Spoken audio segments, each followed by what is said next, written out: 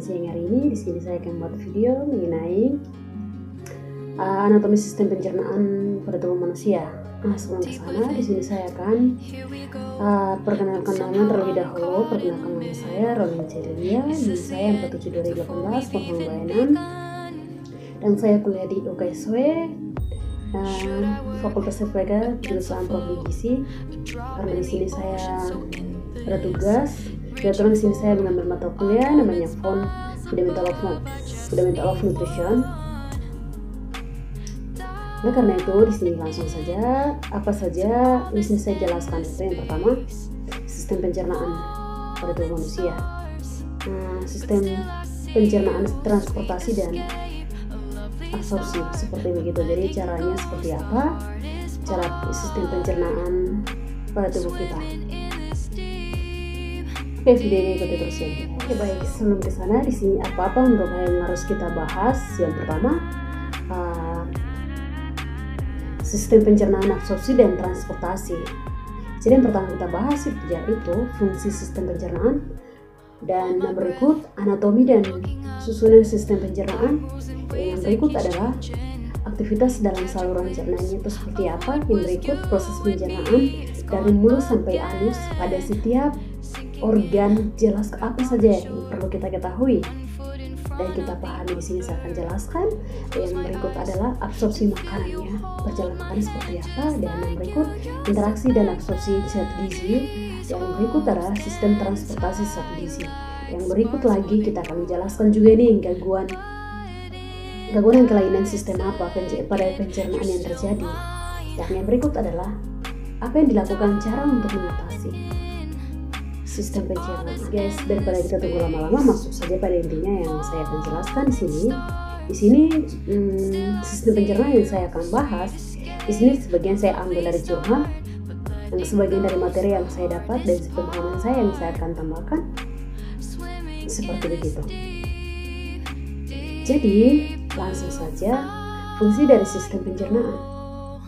Berfungsi untuk menilai itu, sistem pencernaan berfungsi untuk menyediakan makanan, air, dan elektrolit bagi tubuh dan nutrien yang dicerna sehingga siap diabsorpsi.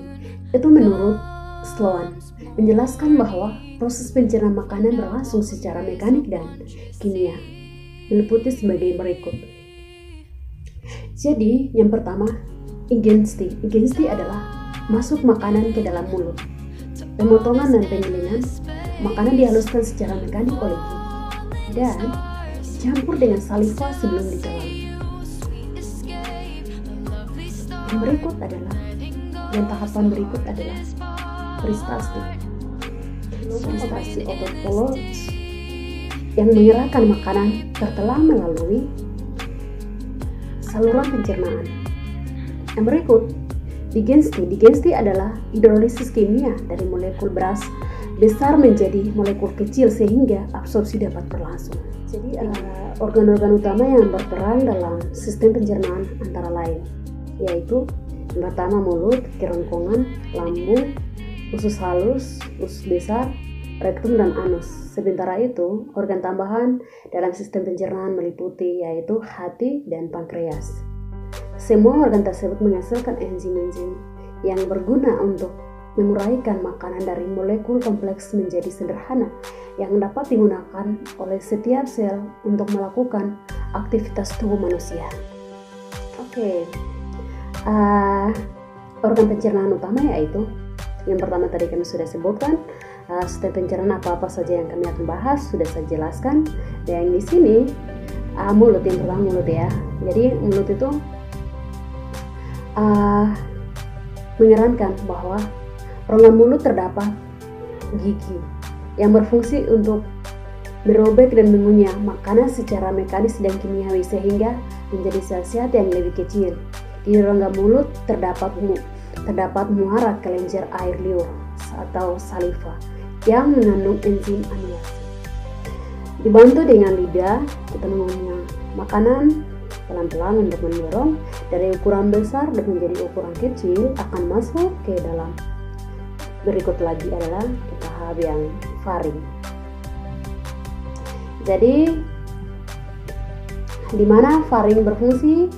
untuk persilangan antara saluran pencernaan dan saluran udara. Jadi dia berperan sebagai mengatur atau kedua saluran tersebut. Pada saat menelan makanan, saluran udara ditutup oleh epiglottis. Sebaliknya jika sedang menghirup nafas. Dan yang berikut lagi akan masuk di esofagus. Nah, esofagus ini menjelaskan bahwa esofagus adalah tuba atau panjangnya sekitar 250 cm dan berdiameter 1 inci. Esofagus berawal dari laring atau faring melewati diafragma yang esofagus pada area sekitar vertebra toraks dan seputu 10 yang membuka ke arah lambung, berfungsi untuk mengerahkan makanan dari faring menuju ke lambung. Melalui gerak peristaltik. Peristaltik ini untuk melalui dia mengerahkan untuk makanan akan masuk melalui esofagus akan masuk ke dalam sampai di lambung.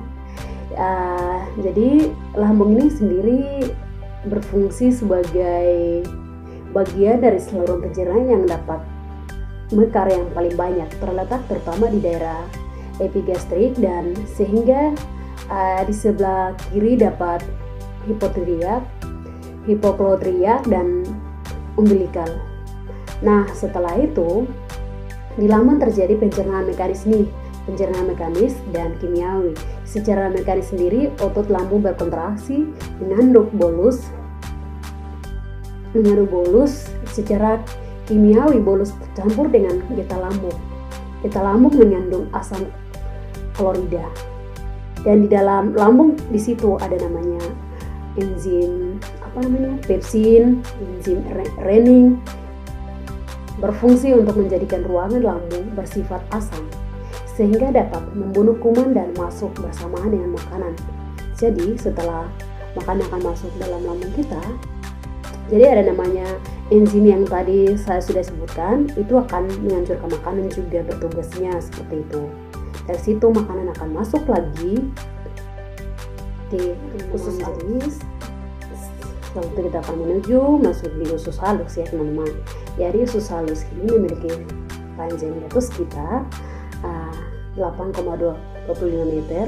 Usus halus ini terdiri dari 3 bagian, yaitu usus 12 jari disebut duodenum dengan panjang sekitar 0,25 meter, usus tengah jejunum dengan panjang sekitar 7 meter, dan usus penyerapan ileum dengan panjang sekitar 1 meter.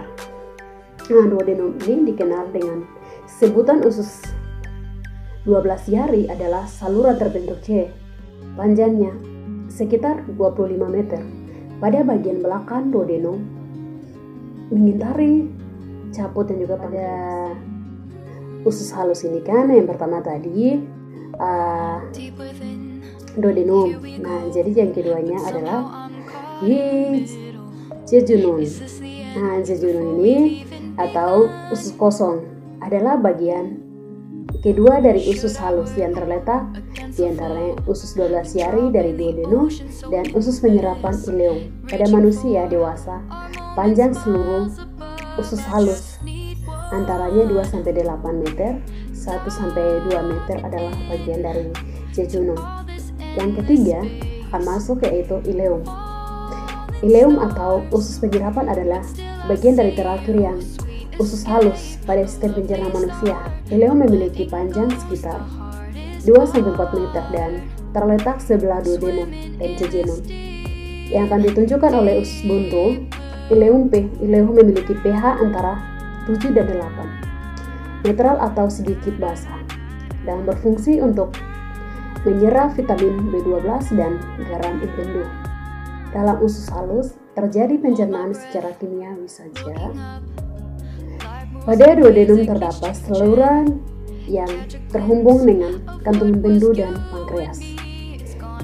Beta pankreas mengandung enzim yaitu lipase, amilase, dan tripsin. Jadi makanan yang kita makan dari lambung akan menuju lagi ke usus halus ini.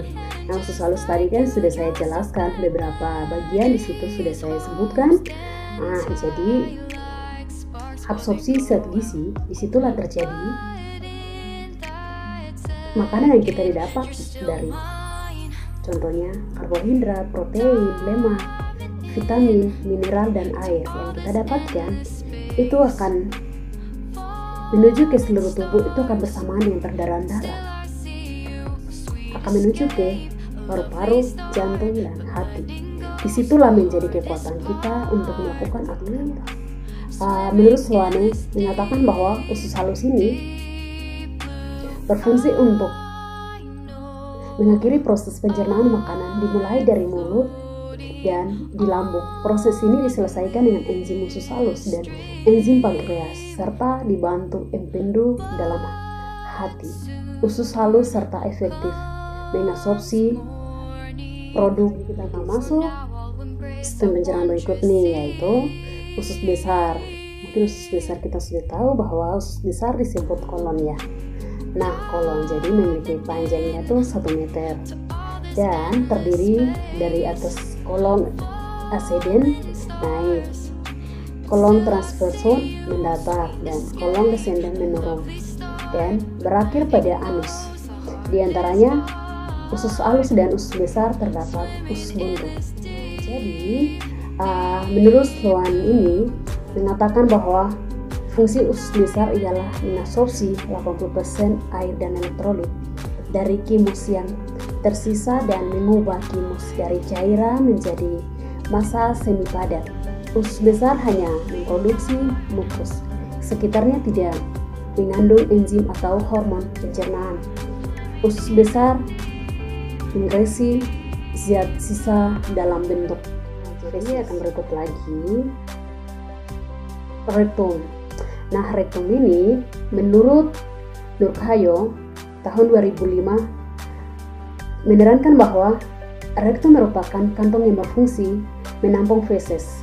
Setelah penuh, terjadilah perangsangan karena ekstensinya atau perigagannya dinding rektum sehingga timbul keinginan untuk berak atau keinginan untuk kita pergi menuju ke kamar mandi untuk membuang air. Jadi sistem pencernaan yang paling terakhir sekali itu apa? Ayo mungkin kita sama-sama ketahui bahwa anus paling terakhir sekali ya. Nah, jadi anus sendiri merupakan lubang di ujung saluran pencernaan di mana bahan limbah keluar dari tubuh. Sebagian anus terbentuk dari permukaan tubuh, kulit, dan sebagai lainnya dari usus. Pembukaan dan penutupan anus diatur oleh otosphincter. Feses dibuang dari tubuh melalui proses defekasi buang air besar, yang merupakan fungsi utama anus. Jadi, waktunya sudah telah tiba, sudah kita bergerak untuk pergi menuju ke kamar mandi nih, akan buang air besar atau buang kotoran seperti begitu. Mungkin dari beberapa penjelasan dari sistem pencernaan dari mulut sampai terakhir yang sampai di anus yang saya jelaskan, semua punya fungsi masing-masing dan punya bekerja yang sebaik untuk dalam kehidupan kita sehari-hari. Oke, jadi selanjutnya saya akan menjelaskan tentang kelainan yang terjadi pada sistem pencernaan. Penyebabnya apa saja yang terjadi pada kelainan, mungkin gangguan-gangguan apa saja yang ada di dalam sistem pencernaan. Jadi di sini ada banyak sekali, namun di sini saya akan membahas ada 2 penyebab, yaitu gastritis dan diare yang saya akan jelaskan. Jadi menurut Evelyn tahun 2016 ini menemukan beberapa penyakit kelainan-kelainan yang terjadi pada sistem pencernaan. Jadi langsung saja, gastritis ini adalah peradangan lambung disebabkan oleh zat perangsang seperti keracunan makanan, infeksi seperti influenza, dan pemakaian alkohol secara berlebihan. Kemudian diare adalah gejala buang air besar dalam bentuk cair dan terus-menerus disebabkan bakteri E. coli dan berlebih. Mungkin ketika terjadi dalam pencernaan kita yang disebabkan penyakit, mungkin di sini banyak sekali, namun saya hanya sebutkan 2 yang penyakit yang terjadi disebabkan ini yang sudah saya jelaskan. Di situ yang di area itu sering kita mules, tidak enak badan, akhirnya kita jadi keluar masuk kamar mandi seperti begitu. Jadi caranya apa yang kita lakukan untuk mencegah atau mengatasi pada sistem pencernaan. Nah, jadi di sini saya memilih untuk mengambil obat antibiotik untuk pencernaan ya. Pencernaan dan juga diminum obat antibiotik ini merupakan salah satu cara untuk mengatasi penyakit pencernaan yang disebabkan oleh infeksi atau bakteri yang terjadi pada tubuh kita. Mungkin akhir kata saya mengucapkan terima kasih, dan mungkin jika ada salah kata dalam pembuatan video ini membahas mengenai anatomi sistem pencernaan dari mulut sampai di anus, mungkin jika saya salah kata, mungkin secara pribadi minta maaf, dan sekali lagi shalom dan terima kasih. Kiranya Tuhan Yesus memberkati kita semua. Deep within, here we go, but somehow I'm caught in the middle. Is this the end before we've even begun?